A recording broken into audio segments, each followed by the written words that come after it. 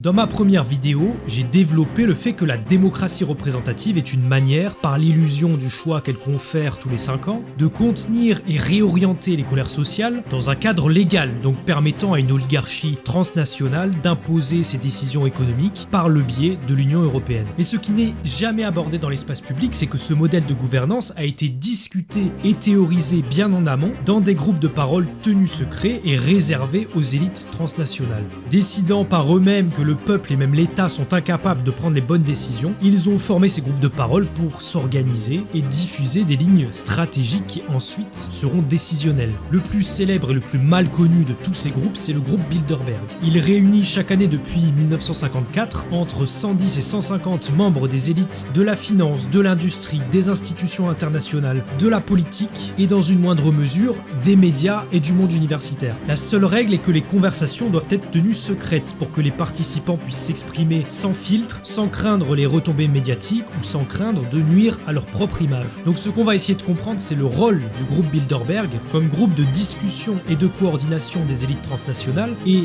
ça va nous permettre de comprendre en fait les restructurations majeures de l'Occident au XXe siècle qui étaient déjà annoncées. Donc rentrons ensemble dans le groupe le plus sélectif de l'oligarchie occidentale.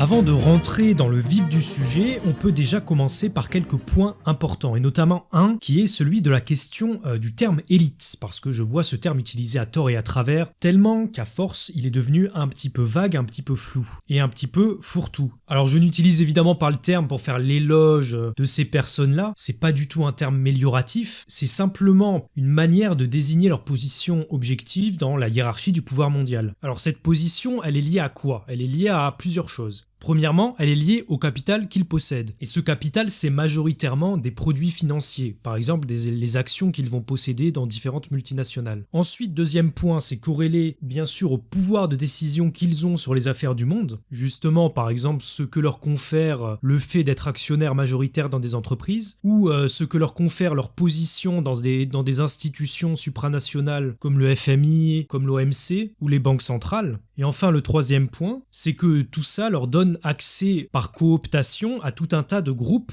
de réseaux oligarchiques dans lesquels ils peuvent nouer des contacts, s'organiser, faire des actions collectives, etc. C'est une définition assez large, mais c'est choisi parce que du coup ça permet d'ouvrir le champ à des élites qui ne sont pas que dans le monde de la finance, mais qui peuvent être aussi par exemple des élites politiques. Si je considère ces élites comme transnationales, c'est parce que leurs capitaux se déplacent sans bord, et enfin qu'ils n'ont absolument aucune attache à une nation en particulier. Donc même un homme d'État qui est censé être fonctionnaire d'État comme Emmanuel Macron ne va pas défendre bien évidemment les intérêts de sa nation ou de son industrie française, etc. Il va défendre les intérêts du capital qui depuis le marché mondial est par essence transnational. Ceci étant posé, on peut s'attaquer au vif du sujet. Donc intéressons-nous à l'histoire de ce groupe. Ça va être très important pour comprendre en fait non seulement ce qu'est le groupe Bilderberg, mais aussi ce qu'est l'Union européenne. Vous verrez pourquoi. Bon, d'un point de vue historique, on le sait, la classe dominante s'est toujours organisée pour servir ses intérêts. Alors ça veut pas dire évidemment que dans cette classe, il n'y a pas des conflictualités entre personnes, etc. Parce que de toute façon, le partage des secteurs du capital se fait toujours dans le conflit. Donc au contraire, il y a des rivalités constantes, mais il y a aussi une fraternité des élites qui les pousse à s'organiser pour défendre leurs intérêts communs et écarter les obstacles qui pourraient se dresser sur leur route. C'est pourquoi avant même le groupe Bilderberg, il y avait ce qu'on pourrait appeler un de ses ancêtres, c'est le Council of Foreign Relations. Fondé en 1921, c'est un groupe de parole qui avait initialement pour but de faire en sorte que les États-Unis assument un rôle décisionnel plus important dans la réorganisation qui a suivi en fait la Première Guerre mondiale, et finalement ce rôle décisionnel est surtout intervenu après la Seconde. Alors je conseille un livre très peu connu et jamais édité en France sur le sujet qui s'appelle Imperial Brain Trust, qui a été écrit par un sociologue et un historien, et qui montre bien que ce groupe de discussion, le Council of Foreign Relations,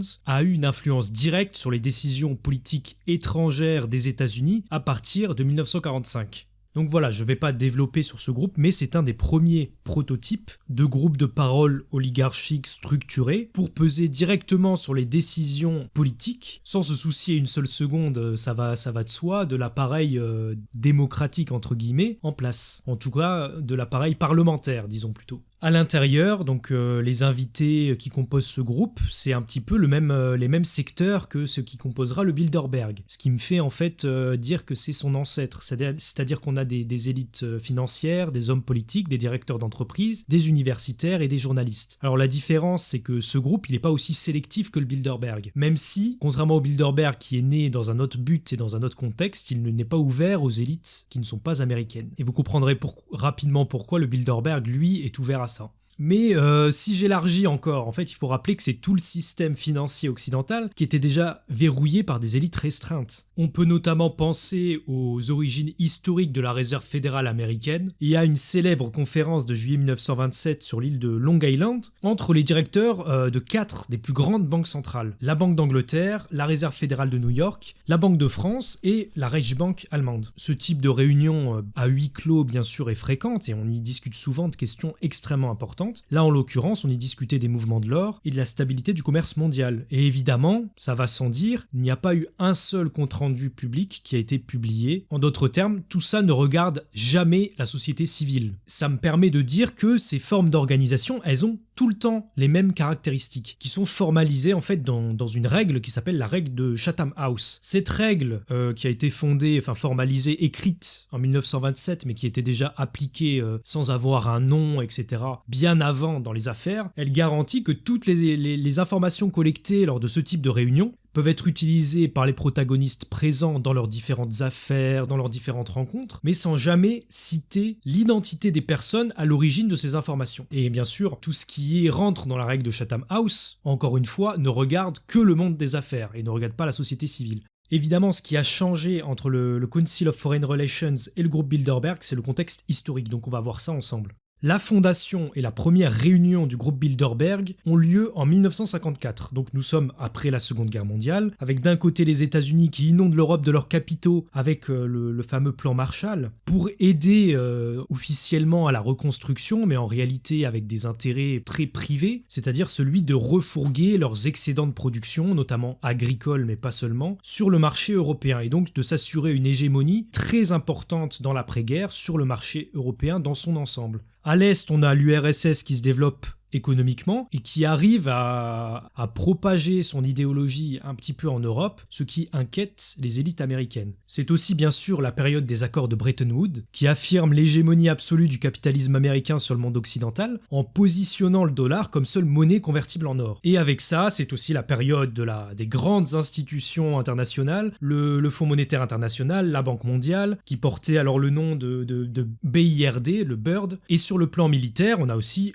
l'OTAN qui est créée. Toutes ces institutions, elles sont extrêmement intéressantes à comprendre aussi, et très peu discutées, il y a très peu de travail pédagogique pour les comprendre dans les médias, etc., alors que c'est essentiel pour moi. Mais comme je compte faire des vidéos sur ces institutions-là, sur leur rôle et sur leurs actions, je reste très vague bien sûr sur tout ça, parce que notre but c'est de nous intéresser au groupe Bilderberg en lui-même. En tout cas, ce qu'on peut dire, c'est que dans cette très courte période de l'après-guerre, des institutions et des alliances ont été formées par les élites transnationales sous l'égide des États-Unis. Mais toute cette stratégie de domination américaine n'échappait pas à tout le monde, et les élites américaines commençaient à être un petit peu inquiètes de voir un sentiment anti-américain naître en Europe. Et donc c'est pour mieux répondre à ces tendances hostiles, considérées comme hostiles, que le groupe Bilderberg a été fondé. Et comme nous l'apprennent, par ailleurs, les notes de Joseph Ratzinger révélées par Wikileaks, mais nous allons donc voir qui est Joseph Ratzinger, le fameux principal fondateur du Bilderberg. C'est quelqu'un qui a eu une vie très dense. Alors je vais pas rentrer dans les détails, mais je vais dire ce qu'il est important de noter pour comprendre un petit peu son rôle dans la construction de l'Europe unie. Alors c'était un diplomate polonais qui a été le membre actif d'une structure qui s'appelle l'American Committee on United Europe. Cette structure, elle a été créée en 1948 par la CIA, le département d'État américain et son conseil des relations étrangères. Et en fait, le but étant de redistribuer des capitaux américains dans les mouvements qui soutiennent l'Europe unie. Donc Ratzinger, malgré son origine européenne, était un agent direct en fait du capitalisme américain. Il a ce passé-là. Et les différentes actions, les différents rôles qu'il a menés lui a permis de se créer un carnet d'adresses, notamment parmi l'oligarchie européenne et américaine, qui est très important. D'autant plus qu'on était dans une période d'après-guerre où les organisations transnationales et les cartels industriels florissaient entre pays européens. Mais Ratzinger, c'est aussi, et c'est important de le noter pour comprendre un petit peu, cerner l'idéologie de la personne, il croyait dans la nécessité d'influencer l'opinion publique par des élites politiques, culturelles, intellectuelles éclairées. Et il a notamment parlé de cette idée lors du Congrès européen de 1948. Donc une sorte d'avant-garde de l'humanité qui serait là pour guider la masse qui ne sait pas réfléchir. Ce qui collera bien, d'ailleurs, on le verra, à l'idéologie aussi du Bilderberg. Et donc, comme j'en ai parlé précédemment, son carnet d'adresses va jouer un rôle énorme dans la création du Bilderberg, parce qu'il était déjà en contact avec les personnes les plus influentes des États-Unis, comme David Rockefeller. Donc voilà pour tout ce qui est du passé de Joseph Ratzinger. Selon les notes de Ratzinger qui ont été révélées par Wikileaks, le but de Bilderberg était de créer une bonne entente entre les membres les plus haut placés des États-Unis et de l'Europe pour que la conduite des affaires soit plus unifiée, autrement dit mieux unifiée sous l'étendard américain. Il justifie le caractère confidentiel des rencontres par le fait que cela permet de s'exprimer plus librement, sans calculer ses propos, alors que dans les conférences où la presse est invitée, les personnes, les protagonistes ont davantage tendance à retenir leurs mots, parce qu'ils ont peur tout simplement de l'image publique qu'ils peuvent renvoyer s'ils parlent franchement. Donc c'est vous dire le caractère de ces discussions. Donc comme je l'ai dit, c'est la règle de Chatham House qui est encore une fois appliquée. Ratzinger, dans ses notes, il se défend d'inciter qui que ce soit à des prises de décision lors des conférences de Bilderberg. Il dit qu'il n'y a pas de vote ni de prescription, mais j'expliquerai plus tard en quoi Ratzinger, en fait, minimise beaucoup le rôle du Bilderberg dans les affaires du monde, et qu'en réalité, tout n'est pas aussi clair qu'il dit. Même s'il n'y a pas de vote, il y a d'autres manières d'agir, mais j'expliquerai ça dans une dernière partie. Alors j'ai dit précédemment que le sentiment anti-américain en Europe avait motivé la création du groupe Bilderberg. Il faut préciser quelque chose, parce qu'il y a eu une réunion très importante qui a décidé le sort du groupe Bilderberg. C'est une réunion qui a eu lieu en 1952, donc 2 ans avant la création, ou en tout cas avant la première conférence du Bilderberg, à Paris, dans un appartement privé, et où une bonne partie de l'oligarchie européenne et dans une moindre mesure américaine y était invitée. Comme toujours, pas de journalistes, pas de compte-rendu de discussion, mais c'est ici, dans un cadre privé, en dehors de tout soupçon, par un petit groupe, encore une fois, très fermé, très discret, qui se connaissait déjà avant, qu'a été pensée la création donc du groupe Bilderberg. Alors l'idée, bien sûr, trottait dans la tête de Ratzinger, qui en avait déjà parlé au prince de Hollande bien avant, mais c'est là, en tout cas, qu'ils vont rédiger une espèce de note pour convaincre certains grands industriels américains comme David Rockefeller, tout autant que le gouvernement américain lui-même, d'approuver la création du groupe Bilderberg. Donc Rockefeller va être très enthousiasmé à cette idée-là. C'est pour ça qu'on peut le considérer comme l'un des fondateurs du groupe Bilderberg, parce qu'il va avoir un rôle considérable et ramener la grande majorité de ses contacts en tant qu'invité dans le groupe. Et donc tout ça sera validé, approuvé par l'administration Eisenhower, qui était alors président des États-Unis. Il faut savoir qu'à cette époque-là, personne n'était au courant. Pas un mot dans la presse, rien du tout. La première réunion du groupe Bilderberg a lieu, donc en 1954, et toujours rien. Ce n'est que 3 ans plus tard qu'on a un premier article qui va paraître aux États-Unis, d'un journaliste qui s'appelle Westbrook Pigler, et à l'époque, ce journaliste ne connaissait même pas le nom exact du groupe. Le fait que les informations, puisqu'à l'époque il y avait très peu d'informations là-dessus, soient assez vagues, assez floues, a permis en fait de mettre en marche un appareil de propagande qui va faire croire que le Bilderberg n'est qu'une légende urbaine, et donc que tout ça n'existe pas. Et évidemment, un tel déni va avoir l'effet inverse, parce que du coup les gens vont vouloir se renseigner. Et de la même manière, ça va créer aussi beaucoup de rumeurs, beaucoup de choses qui vont être rajoutées par-dessus.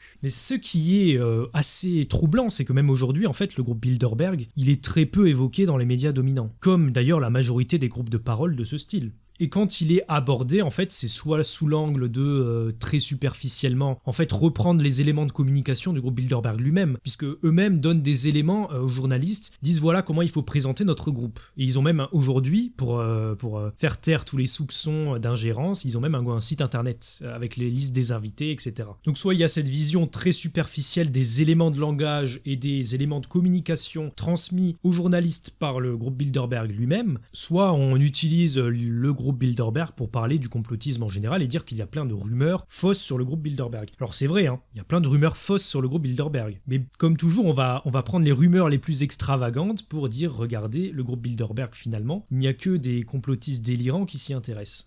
Mais alors, comment est-ce que ça fonctionne de l'intérieur, le groupe Bilderberg? Alors voyons un petit peu déjà la structure du groupe. Tout en haut, donc au sommet, vous avez le Steering Committee. Donc leur rôle, c'est de sélectionner les invités du Bilderberg chaque année, de planifier les conférences et d'obtenir des levées de fonds. Alors ces levées de fonds, elles se font dans le pays d'accueil de chaque conférence, mais finalement cet aspect-là n'est pas très important à comprendre. Le Steering Committee, c'est un petit groupe qui s'est élu lui-même, on pourrait dire, par cooptation, donc par réseautage comme d'habitude, dans lequel on retrouvait initialement les oligarques européens et américains qui s'étaient réunis en 1952, donc la réunion dont j'avais parlé dans la partie précédente. On peut déjà noter que le Bilderberg, c'est une structure qui est extrêmement centralisée, c'est-à-dire que la majorité des décisions centrales du Bilderberg sont prises par ce Steering Committee, étant donné que c'est eux qui dictent le ton des invités et des thèmes abordés. Un autre rôle du Steering Committee qui est peut-être un petit peu moins important, c'est celui d'élire un président du Bilderberg. Alors par exemple, l'actuel président du Bilderberg, c'est le directeur général d'AXA, la société d'assurance française. Alors le président du Bilderberg, il n'a pas un rôle particulièrement important, à part celui de représenter le Steering Committee. Alors dans ce Steering Committee,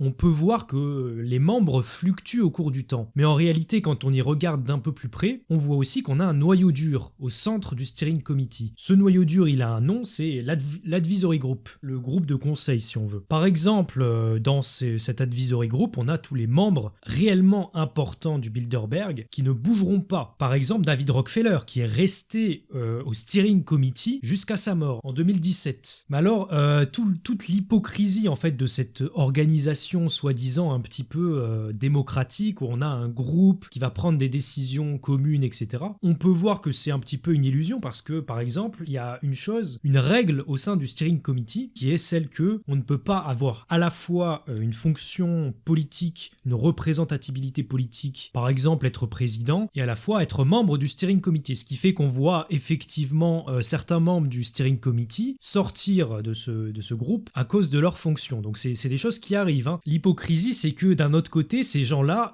peuvent très bien être, et c'est souvent le cas, sont réinvités chaque année. En fait, on les met dans un groupe de quotas qui fait que quel que soit le pays d'accueil où aura lieu le Bilderberg, ces gens-là seront réinvités. Donc au final, ils passent du Steering Committee à la liste des invités constamment. Donc c'est un peu comme s'ils étaient toujours au Steering Committee, puisqu'ils sont réinvités chaque année. Donc vous voyez bien que tout ça, c'est de l'organisation de façade. Au final, quand on creuse un peu, on se rend compte qu'ils font un petit peu ce qu'ils veulent. Alors parmi les membres importants et tenaces du Steering Committee, j'avais envie de m'arrêter sur deux exemples en fait qui sont représentatifs de deux facettes de ce Steering Committee. Alors le premier, c'est l'un des fondateurs, l'un des oligarques les plus puissants des États-Unis, c'est bien sûr David Rockefeller. Alors je pourrais faire une vidéo entière sur lui, tellement il est au cœur de la vaste majorité des organisations capitalistes mondiales en fait. Même son grand-père était déjà l'un des hommes les plus importants du développement des monopoles américains autour du pétrole. C'est aussi quelqu'un qui a beaucoup profité des crises économiques et c'est un euphémisme extrêmement agressif envers la concurrence. Mais voilà, c'est un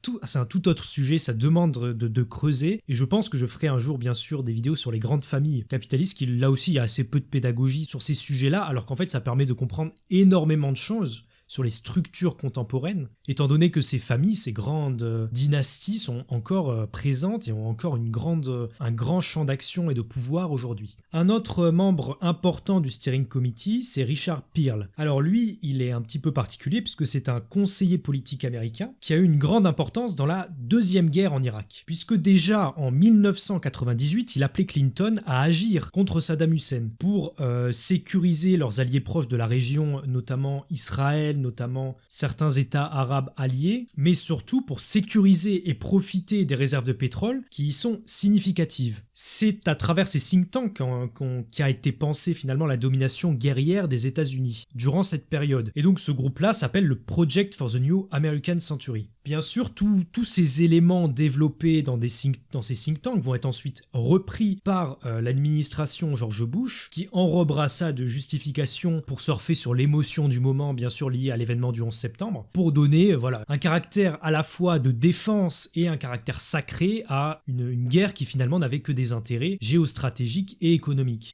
Donc Rockefeller et Pearl, ces deux-là, ils représentent deux mondes interconnectés. C'est celui de la finance et des affaires. Bien évidemment, Rockefeller est un grand représentant de ce monde-là, et notamment par ses réseaux qui sont massifs et ses contacts à travers le monde, mais aussi celui des réservoirs d'idées politiques, et donc in fine de la politique décisionnelle. J'insiste là-dessus parce que bien souvent, on a tendance à, par exemple, je prends un exemple simple. On prend la République en marche d'Emmanuel Macron, on prend le PS à l'époque de François Hollande. On a tendance à dire, toute cette politique-là, c'est la politique d'Emmanuel Macron. En réalité, Emmanuel Macron n'est pas un penseur. En réalité, Emmanuel Macron s'appuie sur tout un tas de think tanks qui vont penser les choses à sa place. Et notamment, donc, vous avez tout un tas de think tanks libéraux qui sont financés par des grands groupes bancaires, par des grands industriels, qui vont mâcher le travail aux partis politiques qui ensuite n'auront juste qu'à reprendre ces idées-là et à les appliquer avec un semblant de démocratie parlementaire où finalement rien n'est changé sur les textes fondamentaux. C'est pour ça que j'ai tendance à dire qu'en fait, les hommes politiques, et particulièrement en France, ce ne sont que des communicants. Ils ne servent qu'à ça, ils ne servent qu'à prendre les coups et à vendre des mesures que d'autres ont pensé à leur place. Et ces gens qui ont pensé à leur place ces mesures sont financés par ceux à qui les mesures profitent réellement. Donc en gros, c'est un petit peu ce système de poupée russe. C'était une petite parenthèse pour préciser ce point-là.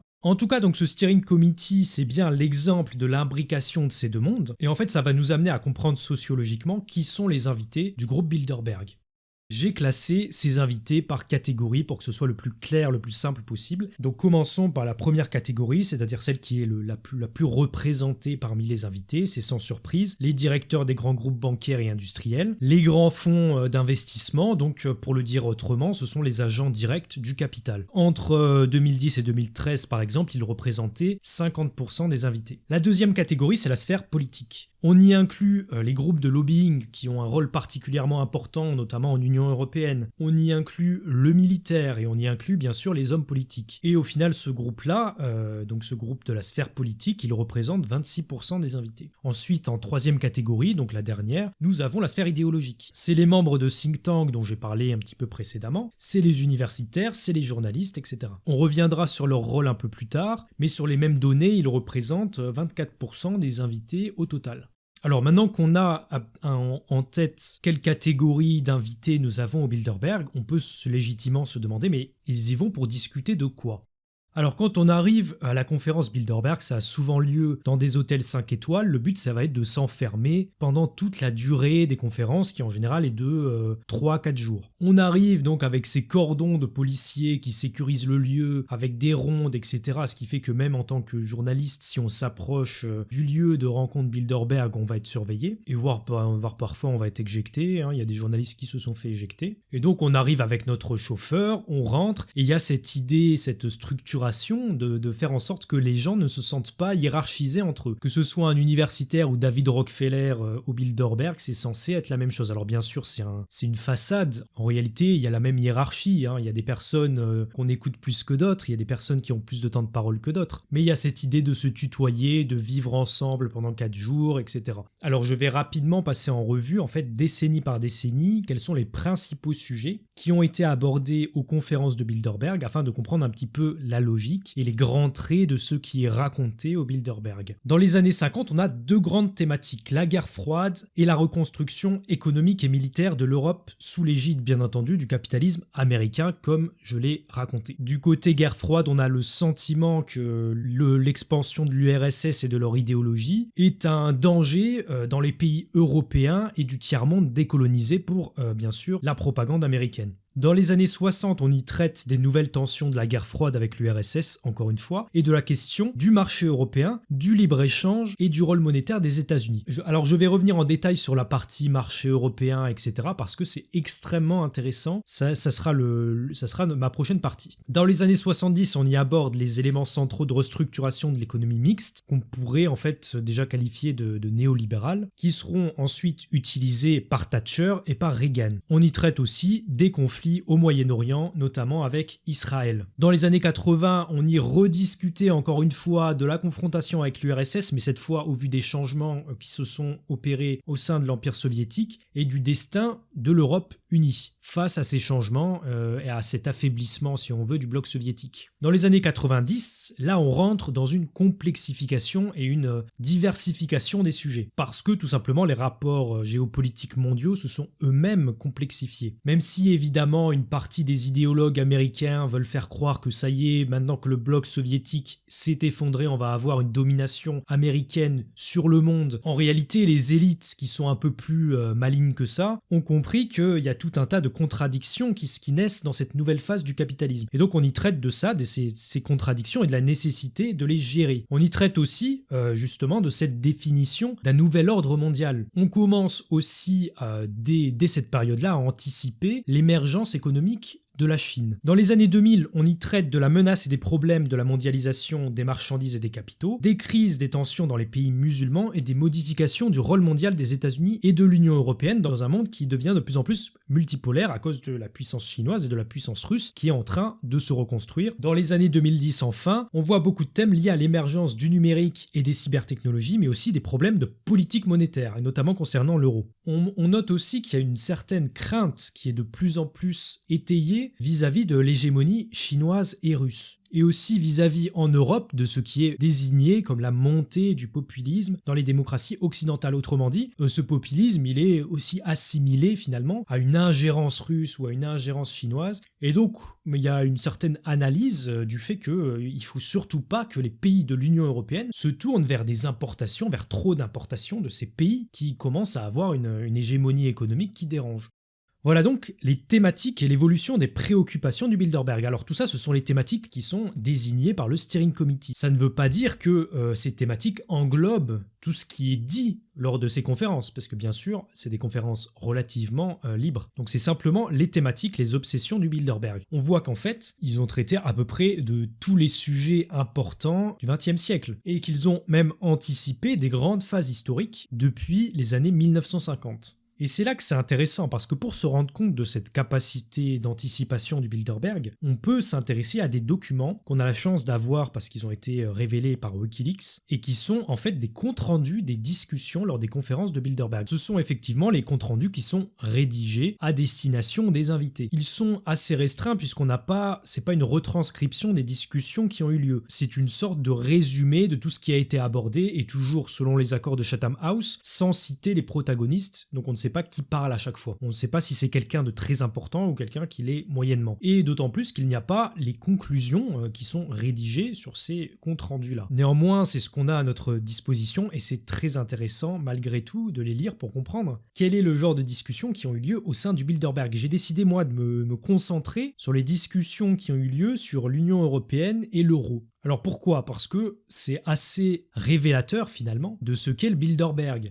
Alors, on va commencer par la conférence de 1955. On y parle beaucoup de la menace de la propagande communiste. Pour contrer cette propagande soviétique, le Bilderberg propose de mettre tout en œuvre pour diffuser les idées qui ont fait consensus lors de leurs précédentes rencontres, par la presse et d'autres contacts avec la société civile. Donc en fait, le Bilderberg assume son rôle propagandiste, et ça permet d'entrevoir pourquoi on a des personnalités de la presse extrêmement influentes aux États-Unis, et en France notamment, qui sont invitées aussi au groupe Bilderberg. Il y a cette volonté d'organiser une certaine propagande qui va ensuite se diffuser dans la société civile. Et par exemple, il est dit noir sur blanc que le but de cette propagande atlantiste à cette époque, c'est de préparer et influencer psychologiquement les populations à travers les idées de l'OTAN, les intérêts de l'OTAN. Et la préoccupation de l'époque, c'est de leur faire accepter l'arme atomique comme essentielle à la défense des pays. Donc finalement, là, on est en pleine opération de propagande. Les élites se rencontrent entre elles donc pour discuter de la manière dont il faut faire passer les idées de l'OTAN dans la société civile afin de leur faire accepter l'arme atomique. Mais c'est pas tout, cette conférence elle est riche en informations. On y parle aussi de la nécessité en Europe de créer un marché commun avec pour centre l'Allemagne. Donc je rappelle quand même qu'on est en 1955, c'est assez tôt, et un participant a même précisé qu'un tel marché commun nécessiterait la création d'une monnaie unique et d'une banque centrale européenne. Donc. Et si vous croyez que c'est une discussion isolée ou que c'est une personne qui a lâché ça comme ça, c'est pas du tout le cas, parce que même en 1958, on y parle à nouveau de la difficulté de coordonner les politiques monétaires en Europe, notamment à cause des parlements nationaux, qui serait un frein à l'émergence de ce marché commun tant désiré. On y parle à nouveau d'une monnaie unique, donc de l'euro avant l'heure, et de la nécessité pour que cet euro soit efficace d'un mécanisme institutionnel adapté. Encore une fois, c'est exactement ce que sera l'Union européenne, sa banque centrale et ses traités. Donc ces conférences-là nous donnent des éléments de réponse, des éléments de réflexion par rapport au fait que l'Union européenne est un projet qui a avant tout été pensé par des élites transnationales pour servir entre autres les intérêts du capitalisme américain, et que pour le simplifier, on attendait simplement la période historique adéquate pour appliquer ces choses-là. Et donc le but c'était d'avoir une Europe unie avec sa propre monnaie, avec sa banque centrale, avec ses traités, qui ait une certaine forme de dépendance de façade, mais qui en réalité ne soit pas assez puissante pour réellement concurrencer les États-Unis, puisqu'elle est depuis la Seconde Guerre mondiale, par tout ce que j'ai expliqué, dépendante à 100% du capital américain. De la même manière, on a une conférence de 1962 où on y parle d'un partenariat entre les États-Unis et le marché européen, qui est une théorisation en fait de ce que sera le TTIP.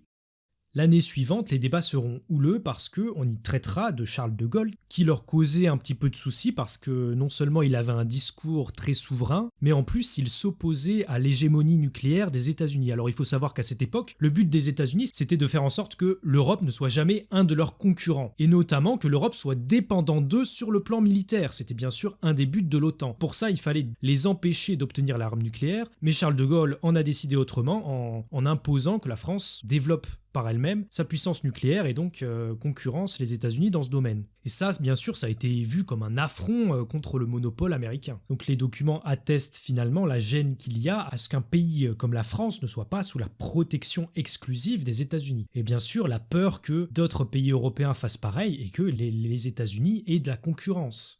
Alors bien sûr, je ne peux pas aborder tous les sujets de ces conférences, c'est pour ça que j'ai décidé de me restreindre à ceci. Ces conférences-là que j'ai citées éclairent donc beaucoup de choses sur l'histoire récente et sur les origines de l'Union européenne, sa fonction réelle et les influences qui ont guidé sa création.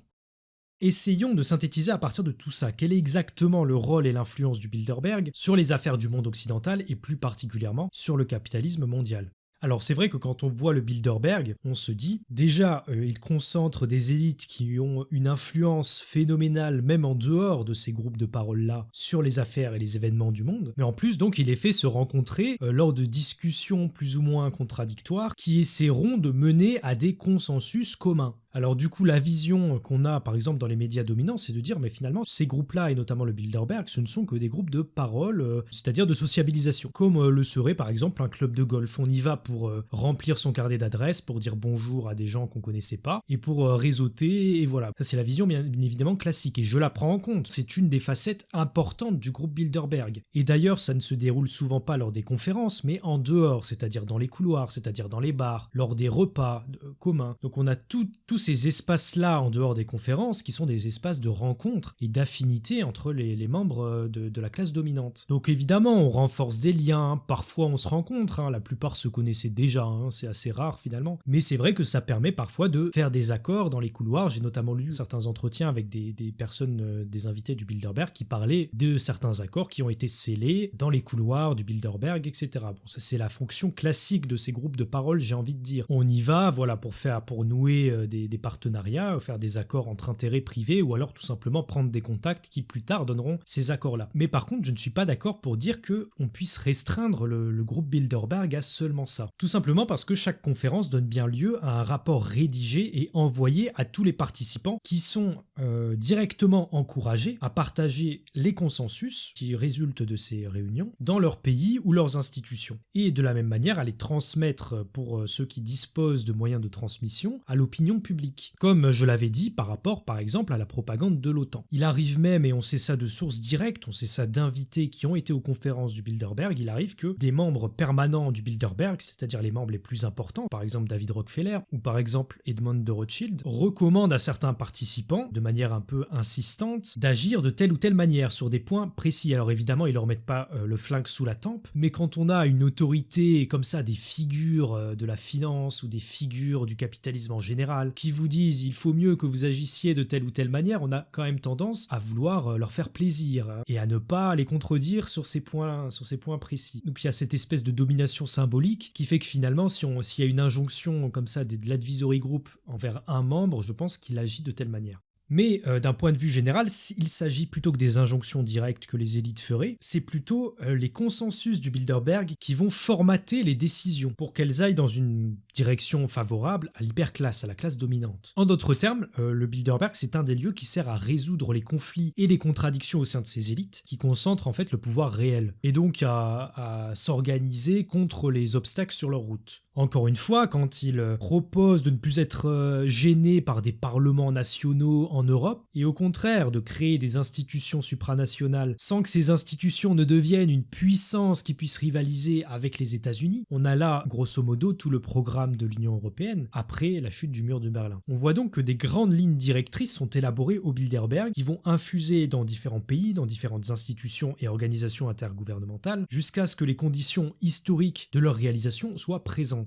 Enfin, la deuxième partie revendiquée du Bilderberg, ça va être la partie de la transmission des idées discutées à l'opinion publique. Alors, c'est pas la partie majoritaire du Bilderberg. Le Bilderberg n'est pas un groupe de relations publiques. C'est pas non plus le but principal. Mais néanmoins, c'est important de le noter, il y a bien une propagande qui se distille à partir du Bilderberg. Et c'est la raison pour laquelle des directeurs de presse et des grands rédacteurs en chef sont invités au Bilderberg. Parmi les journaux représentés, on a le Financial Times, le Wall Street Journal, le The Economist, le Washington Post, et côté français par exemple, les médias atlantistes comme Le Monde et Les Échos. Ce sont des médias de masse, des médias dominants, qui ont une audience phénoménale, ils sont donc pas choisis au hasard. Comme chacun de ces rédacteurs en chef, de ces directeurs de grands journaux, auront cette espèce de compte-rendu du Bilderberg, on va les inviter finalement à diffuser les consensus de manière assez subtile. Mais bien sûr, ce qui est assez pervers, c'est que dans ces mêmes journaux, on ne dira jamais que bien sûr ces idées ont été élaborées dans le dos des citoyens, dans ces groupes de parole absolument opaque, où on ne sait pas trop qui discute de quoi. Et donc c'est ça en fait le mode d'action de Bilderberg. D'un côté, cette infusion des idées dans des institutions qui sont parmi les institutions les plus importantes, parmi les hommes d'État les plus importants du monde, et donc qui servent à formater les champs décisionnels pour qu'ils aillent dans leur direction. Et aussi cette partie de propagande qui est un peu moindre, mais qui est quand même importante à noter.